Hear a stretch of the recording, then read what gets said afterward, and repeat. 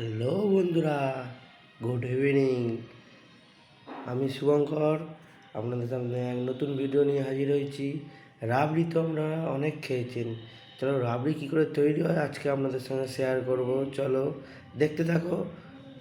ভালো লাগলে like comment share করো। জাল দেওয়ার পর অনবরত এরকমভাবে সর তুলে নেওয়ার পর এক সময় দেখো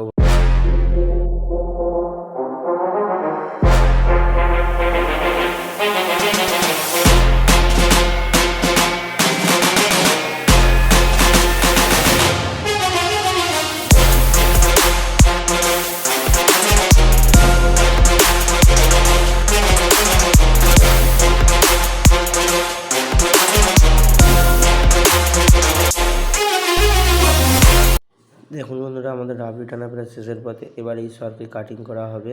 কাটিং করার পর আপনারা এইরকমভাবে যেমন যেসব থালার মধ্যে রাখা আছে, এবং আপনাদের রাবড়ির দুধটা আমার শেষ ফিনিশিং ছিল, তাতে ডুবিয়ে আপনারা নিশ্চিন্তে আপনাদের বিয়েবাড়ি বা আপনাদের খাওয়ার জন্য সার্ভ করতে পারেন। দেখতে জানেন কত সার হয়েছে।